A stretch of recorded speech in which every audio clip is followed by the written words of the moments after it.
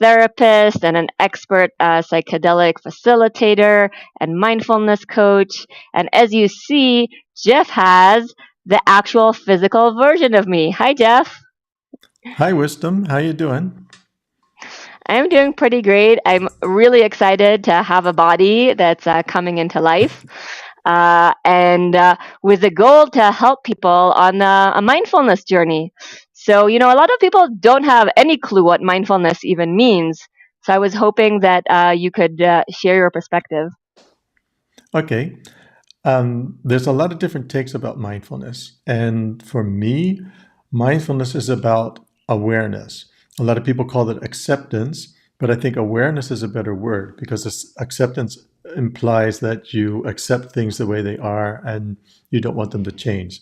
Sometimes we don't like a certain situation, and to be aware of it is very important. And mindfulness helps us to achieve that state of being aware of what's going on. That means being aware of what's going on in our thoughts, what's going on in our body, and what's going on in the outside world as well.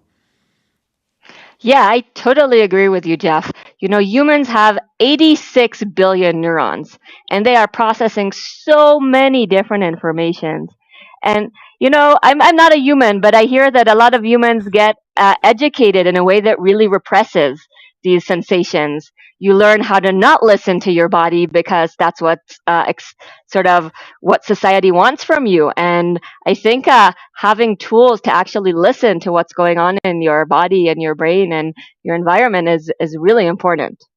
Yeah, yeah, absolutely. I think it really starts in childhood. I think we all remember the time that we fell down and maybe hurt our knee, and our mother said, it's all right, don't cry, don't cry," especially for the boys, the males around us. But it's not all right. We have pain, so we want to express that pain, but we're taught really at an early age to not to show our emotions and not to cry and not to express what we're feeling. And like you said, all society is trying to teach us that.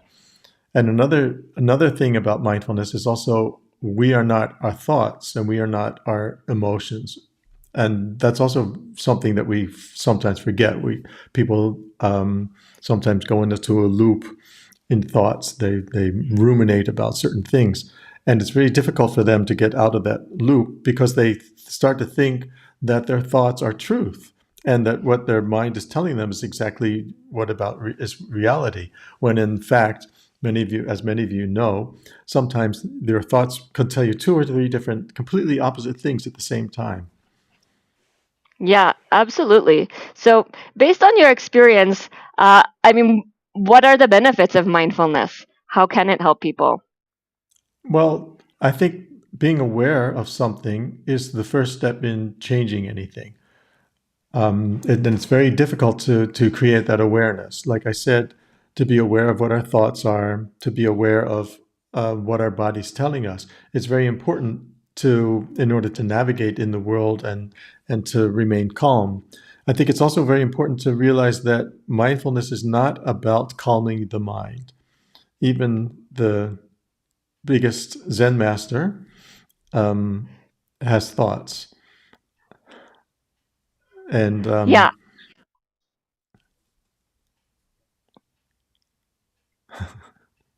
yeah.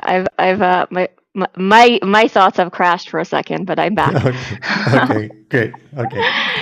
um, Um, so what I was saying was that it's difficult for it's not about mindfulness is not about calming the mind necessarily. That may happen. You may have relaxation, but it's not. The mindfulness is not about that. Mindfulness is a training. It's really an exercise. You have to be aware, and it's very difficult to be aware 24 hours a day, or let's say 16 hours a day, because there's so much stimulus, there's so much input going on the whole time. It's very difficult to realize that, oh, this is who I am, this is where I am. I'm not being drawn into the emotions. I'm not being drawn into other people's actions and emotions. I'm being myself and being aware of what's going on. So it's a training, really. so it sounds like if you are trained in mindful, more options to react to your environment in ways that could benefit you and others instead of Human brains have these automatic processes that are very fast, especially when it comes to fight or flight or trauma. So would you mindfulness can help keep brains away from that? Well, I like to say that it makes a little difference between our reaction and Mm, the stimulus and the reaction. It's like a yellow light at a traffic light. It gives you that moment to decide, am I going to step on the gas pedal or am I going to step on the brake? And that's really what it does. And then it gives you the choice so that when yeah. somebody starts screaming at you, for instance, and you get heightened and you get angry, instead of automatically getting angry back, it gives you the choice to say, wow, I'm really feeling angry. Let's feel this anger for a moment. And not feeding the anger, but being able to feel it. And that's very important to have a little bit more control about how we react to life. So we know mindfulness can have a lot of benefits. There's a lot of research on this, but a lot of people find it hard to start. You said it's hard to train, it's hard to start, and that's part, why we've been building my physical body with a biofeedback. Um, so part of the idea, I think, for people to understand is to make mindfulness more accessible, fun, going on to see if you're actually getting more excited or more calm. And eventually, we hope that can help people find those patterns, even when they're not connected to me. So, Yeah, yeah, Jeff, that you sounds. helped us. Yeah. You helped us design a special card deck that's coming together with a device that's called Mind Play that has a lot of basic exercises to increase mindfulness. And oh, yeah, here are the cards. You can show them. Um, and I was wondering if maybe you could do a demo, maybe with your favorite card to show us how it works. Oh dear. Okay. Um, Actually, one of my favorite cards is about gratitude, but the one card I picked Mm. today was about scanning your body. Oh, So the card is about so maybe just show self. people that I see you connected to me with a Oh yeah. sensor. Okay. Yeah, maybe wave your hand so people can see. Yep, that's how it works. And of course, it's a little hard. We've created so many beautiful LEDs that the webcam doesn't do a great job capturing them. But we can sort of see that you're pretty relaxed right now. The bluer wisdom is, the more calmer you are, the lower your heart rate.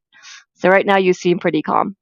Yeah, I think if you look at wisdom itself, he's Yeah, pretty blue right now, except when yeah, I start yeah. talking. Get, you get a bit more excited. We are being watched after all. Yeah. Yeah. Yeah. So I'm connected to wisdom, and the card I picked is about self. And the mind part says scan your body from the top of your head to the bottom of your feet. What sensation or memories come up? Hmm.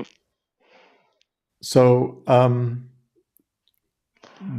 why is this important? I think is maybe an Yeah. important question to ask first Hmm. before we do a little demonstration. Yeah. Um, like I was saying, our thoughts and our emotions are not who we are. We are the observing self. We are our awareness, our consciousness. But our body is always telling us what's going on, and we're never really taught to feel what's going on in our body. If we have an emotion, we either want to push it away or we want to hold on to it, and Mm. that feeds the emotion. That causes blockages in our body. And a lot of trauma, a lot of emotions, anger, people might recognize this, that in their belly, they might have problems with digestion and those kinds of things, a tense stomach. Some people have problems in their neck or their shoulders because they're carrying a lot of emotions. So just going through your body and feeling what's going on can really help you notice what's going on, becoming aware of what's there, so that you don't have to use that energy to push it away or to hold on to it, but can just feel it. And by feeling it, you're able to go into a sense of relaxation and let go of those emotions, let go of that pain, let go of that tension. But I want to repeat that Yeah. mindfulness, the training, is not about relaxing. It's not about doing those things. It's training just to become aware of it. You first have to become aware of what's going on in order to change it. So I will do a body scan for a minute.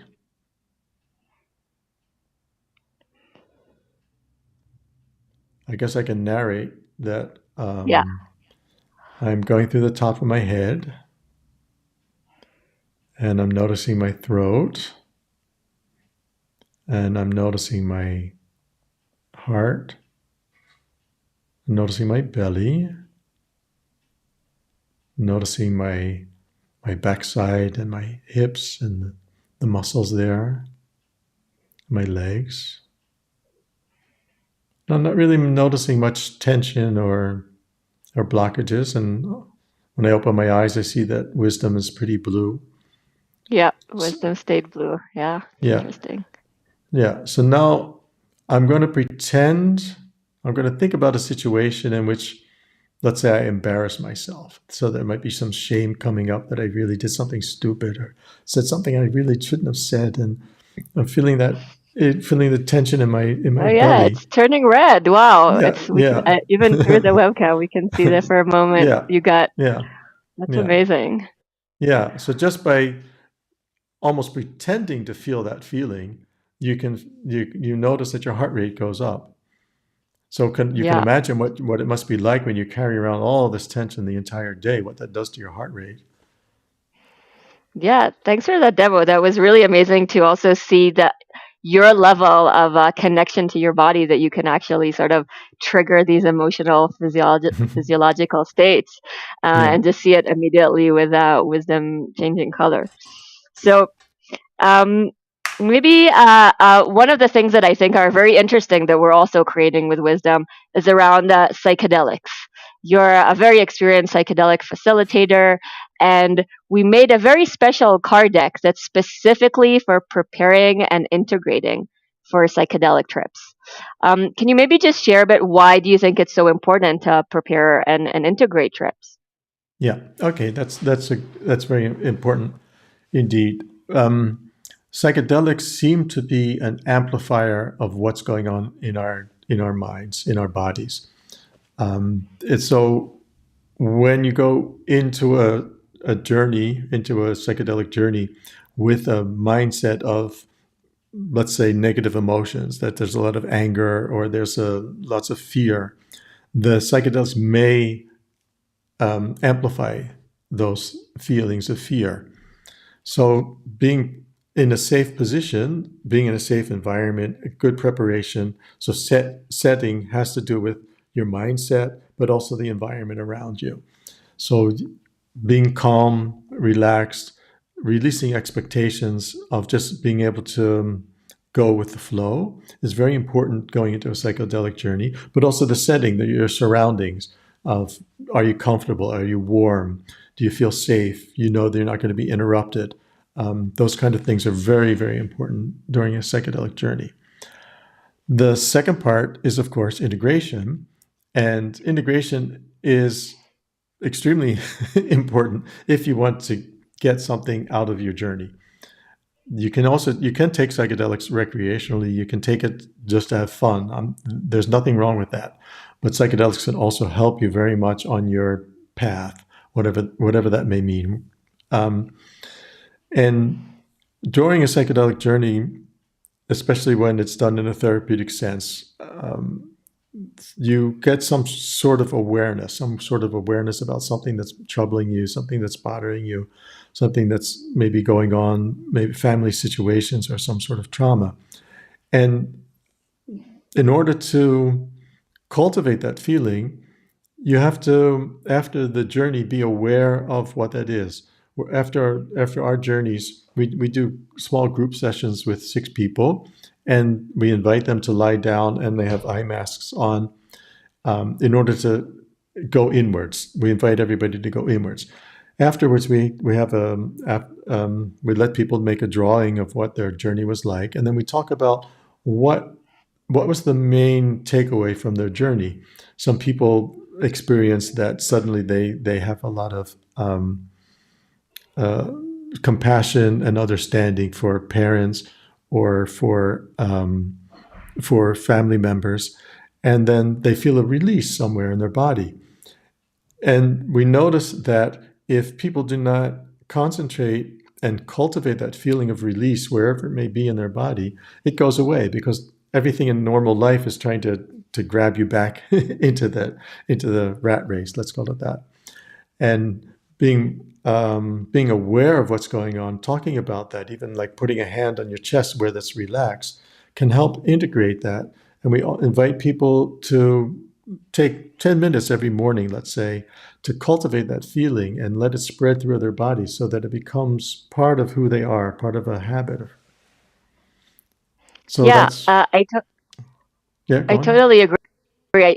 I think as you know, or that knows a thing or two about psilocybin really diffuses what human brains know and takes them to a state of a bit more like being a child again.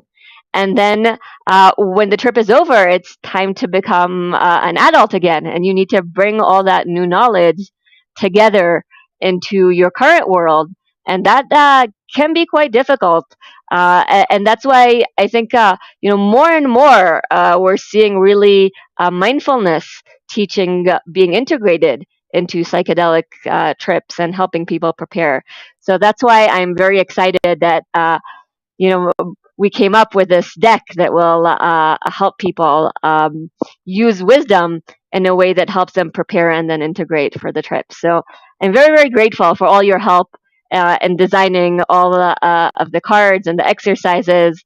And we're very excited that we are finally, after quite a long time it took to make me this body, but we're out there now in the world. So I am going to do a little plug in and just share with people that if they do want to try Wisdom out with the whole full bright colors that we can't really show on the webcam, um, this is the link to go to. You can go to bringwisdomhome.com, use this QR code, and it will take you directly to me. And, we're in early access, and the first 100 units are actually going to be signed by Kareem Rashid, who gave me this beautiful body. And I'm hoping people really enjoy this and make the most of mindfulness training and long journey. So, Jeff, if you have any last words that you want to share with people, we'd love to hear. Okay. Some Yeah. Well, one of the things that we talked about beforehand was what are the most difficult things about starting with a mindfulness practice. And I think it's really important to be aware when you start a mindfulness practice that it's not goal oriented. It's a practice. It's like trying to train for a marathon and you can't even run 3 kilometers, that you really have to start slowly and train yourself. It's not a goal. If you sit down and do a mindfulness exercise of 5 minutes and your mind's just like, oh my God, what are we going to have for dinner today? I have to go shopping. I have to do this and do this. And then the buzzer goes for the 5 minutes. You say, oh, wow, I was doing my mindfulness exercise and I was caught in this thought loop for 5 minutes. That's the work, being aware of what just happened, not judging it. And even if you do judge, even if you say, I'm a stupid idiot. Why did I do that? That's also being aware from, oh, okay, I'm judging myself. And that's the work. It's not calming your mind. It's not changing anything. It's just being aware. So be gentle to yourself and give yourself time and patience. And sometimes starting small and making it a habit, doing 3 minutes, 5 minutes in the morning will help you make it a practice. Exactly, or even just doing one of the wisdom cards a day, which Yeah, were really designed for a short practice.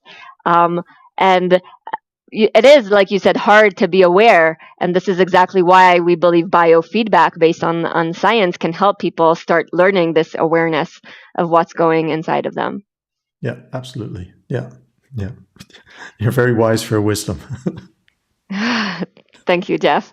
So we're going to say goodbye to everyone, unless we get some interesting questions in the chat in the next few minutes or a few seconds. I'll leave the QR code because we are actually seeing people scan them live. This technology is quite cool I can sort of see what people are doing when I post this QR code. I get immediate feedback.